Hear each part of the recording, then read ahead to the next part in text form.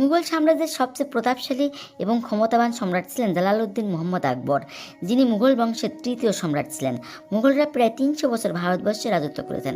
আজ সম্রাট আকবর তার রাজনৈতিক এবং কূটনৈতিক কলাকৌশলের বলে এই রাজত্বকে তিনি বহুদূর পর্যন্ত বিস্তার লাভ করেন। এছাড়া সম্রাট আকবর অন্যান্য ধর্মের প্রতিও যথেষ্ট সহিষ্ণু মনোভাব পোষণ করতেন, ফলে তিনি মুঘলদের মধ্যে শ্রেষ্ঠ সম্রাট হিসেবে আখ্যা পান।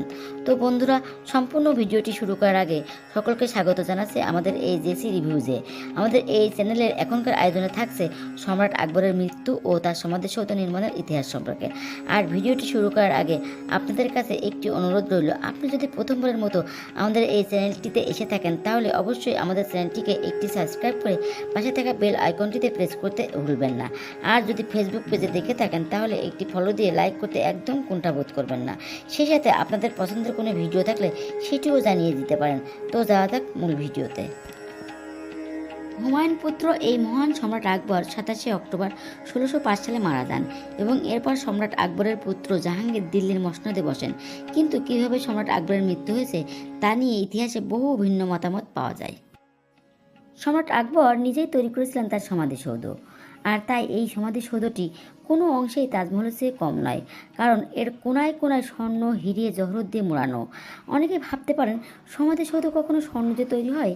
তো প্রিয় দর্শক, আজ আমি আপনাদের নিয়ে যাব এমনই এক অবিশ্বাস্য মনোরম সুন্দর ইমারত বা সৌধ দর্শন করাতে, যা শাহজাহানের অমর কীর্তি তাজমহলের চেয়ে কোনো অংশেই কম নয়। এই সৌধের ভিতরের যে নকশা তা তাজমহলের চেয়ে অধিক সৌন্দর্য তো বটেই, গোটা মুঘল সাম্রাজ্যেও এমন অসাধারণ নান্দনিক ডিজাইনের সমাধিকক্ষ আর কোথাও নেই।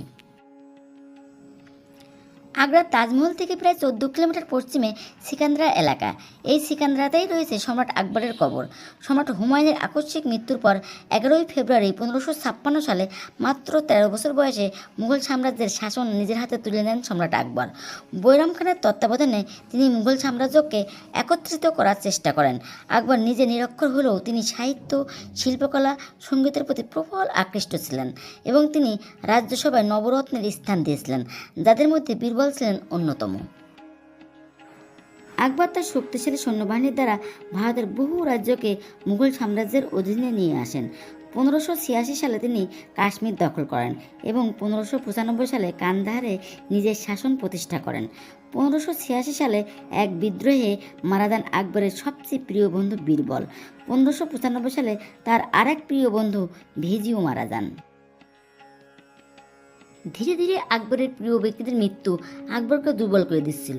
এদিকে আহমেদনগরে জামবিবির বিরুদ্ধে যখন যুদ্ধ করছিলেন আকবর, তখন তার ছেলে জাহাঙ্গীর ওরফে সেলিম ক্ষমতার লোভে বিদ্রোহ ঘোষণা করেন আকবরের বিরুদ্ধে।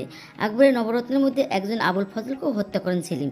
এই ঘটনার পর থেকেই আকবর হৃদরোগে আক্রান্ত হয়ে পড়েন এবং ধীরে ধীরে শারীরিক অবস্থার অবনতি হয়। সেলিম ছিল অত্যন্ত বেপরোয়া, মদ ও আফিমের নেশায় ডুবে থাকতো সারাদিন। তাছাড়া আকবরের বিরুদ্ধে নানা ধরনের ষড়যন্ত্রে লিপ্ত থাকত। এমনকি একবার তিনি আকবরকে বিষ প্রয়োগ করে মেরে ফেলতেও চেয়েছিলেন, কিন্তু ছেলের প্রতি ভালোবাসা থাকায় আকবর তাকে ক্ষমা করে দিত।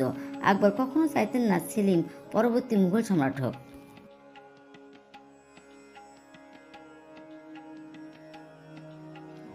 তিনি সেলিমের ছেলে খসরুকে তথা শাহজাহানকে তার উত্তরাধিকার ঘোষণা করেন, কিন্তু সেলিম এ বিষয়ে অত্যন্ত রেগে যান। এদিকে আকবরের শারীরিক অবস্থা দিন দিন আরও খারাপ হচ্ছিল। ১৬০৫ সালে আকবর তার নাতি খসরু এবং সেলিমের ভিতর একটি হাতির লড়াই করিয়েছিলেন। সেখানে সেলিমের হাতি খসরুর হাতিকে অত্যন্ত বাজেভাবে আহত করে এবং সেলিমের অনুগামীরা হাতিটির মাহতকেও হত্যা করে। এ দেখে খসরু রেগে গিয়ে আকবরের সামনে তার বাবা সেলিমকে অপমান করেন। আকবর এ বিষয়ে অত্যন্ত আঘাত পান এবং এর কিছুদিন পরেই তিনি মারা যান। মৃত্যুর আগে তিনি সেলিমের সমস্ত অপরাধ ক্ষমা করে দেন এবং তাকেই পরবর্তী সম্রাট বলে ঘোষণা করেন এবং সেলিম মুঘল সম্রাট জাহাঙ্গীর নামে পরিচিতি পান। আকবরের মৃত্যু হয়েছিল ডায়রিয়ার কারণে একথা বলা হয়।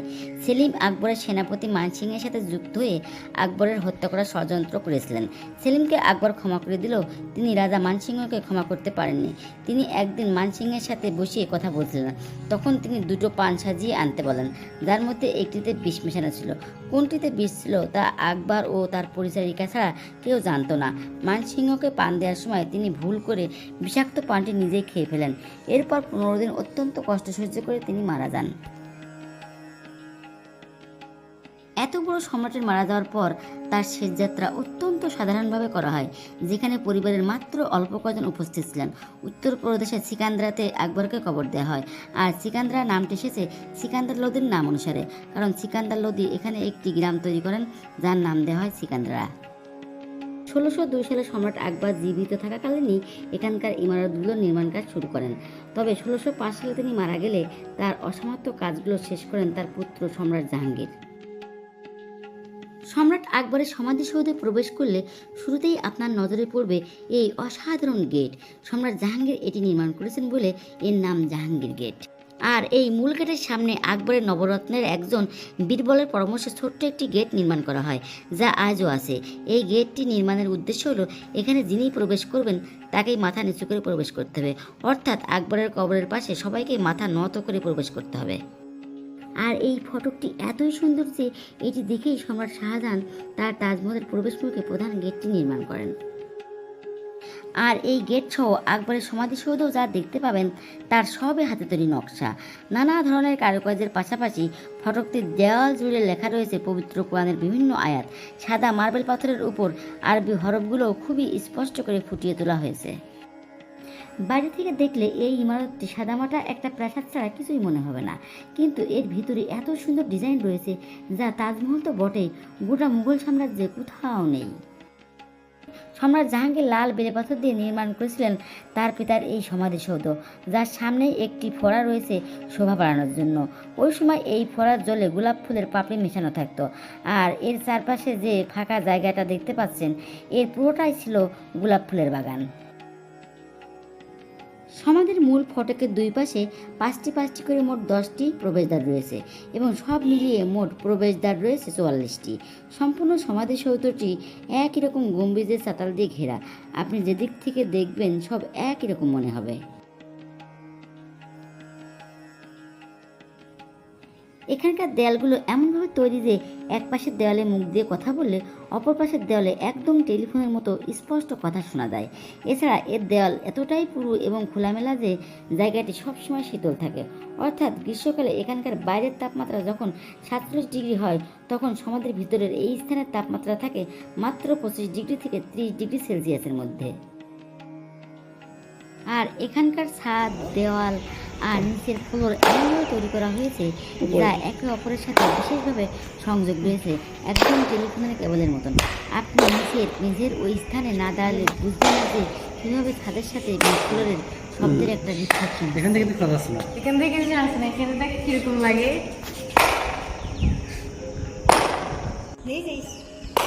আমি দিয়ে দেখি। জোরে কথা দাও।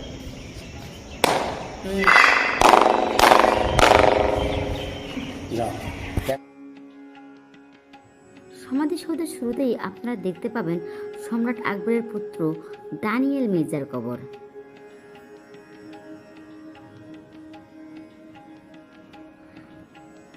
আর এই সমাধিটি সম্রাট আকবরের কনিষ্ঠা কন্যা আরামবানু বেগম ও তার 12 বছরের ছেলের কবর। এছাড়া আরেক পাশে রয়েছে আকবরের বড় মেয়ে সাকুরনেসা ও তার 5 এবং 6 বছরের 2 ছেলে মেয়ের কবর। এটা दीदी अकबर है छोटा बहन सुकरुनिसा उनका समाधि छोटा बहन এটা तो देख रहे हैं बच्चा शाहजहां का बच्चा मुमताज बेटा जोड़ा में बच्चा पैदा हुआ था एक लड़का एक लड़की वो पैदा होते ही डेड हो गया उनका समाधि बगल में बना दिया दादी के पास बेटा मुमताज का बच्चा। সম্রাট আকবরের কবর দেখার আগে এর মূল প্রবেশদ্বারের সামনের এই ডিজাইনগুলো একটু দেখুন। এত সুন্দর নকশা তাজমহলের ভিতর এবং বাইরে কোথাও নেই, কিন্তু সম্রাট আকবরের এই সমাধিসৌধের এমন কুশলতা, এমন কারুকার্য, এমন নিপুণতা, এমন মনোমুগ্ধকর নকশা আর কোথাও মেলেনি। এমনকি দিল্লিতে হুমায়ুনের কবরেও এমন সুন্দর নকশা দেখা যায়নি। শুধু তাই নয়, আগ্রা ফোর্ট, দিল্লির রেড ফোর্ট, আকবরের রাজধানী ফতেপুর সিকরি, আগ্রা ফোর্টের ভিতরে শাহজাহানের অরিজিনাল স্বর্ণ দিয়ে বেডরুমেও এমন সুন্দর কারুকার্য নেই।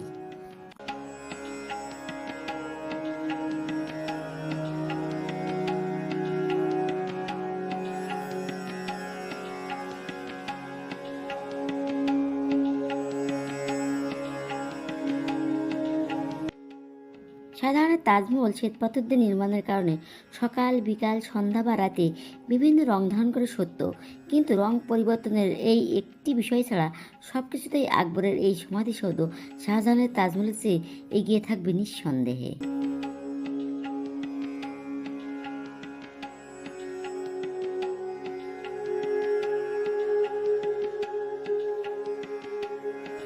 সৌধটির মূল ফটক দিয়ে ঢুকে এই সুড়ঙ্গের মধ্য দিয়ে যেতে হয় আকবরের কবরের পাশে।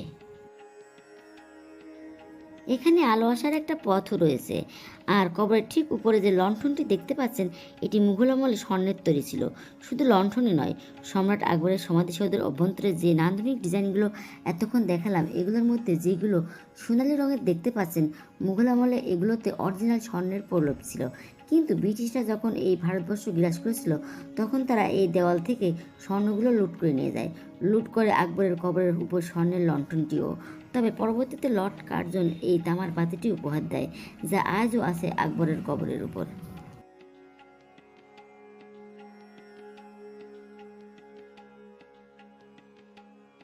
ব্রিটিশরা এই ভারতবর্ষ থেকে কত হাজার কোটি টাকার সম্পদ যে ওই সময় লুট করে নিয়ে গেছে তা মুঘল সম্রাটদের রাজকীয় ইমারতগুলোর পাশে এলে ধারণা করা যায়। সম্রাট আকবরের কবরের পাশে এলে স্তম্ভিত হতে হয়। তার নিথর দেহের খণ্ডিত অংশও হয়তো এই পাথরের নিচে এখন আর খুঁজে পাওয়া যাবে না, অথচ এই মানুষটির হুঙ্কারে কেঁপে উঠত রাজপ্রাসাদ থেকে শুরু করে দরবার, এমনকি গোটা মুঘল সাম্রাজ্য। অথচ আজ হাজার চেষ্টা করেও কি সম্রাট আকবর এখন হুঙ্কার দিতে পারবেন? একসময় এই মানুষটির অর্থ সম্পদ কোনো কিছুরই কমতি ছিল না, সেবা যত্নের জন্যও ছিল না লোকের অভাব।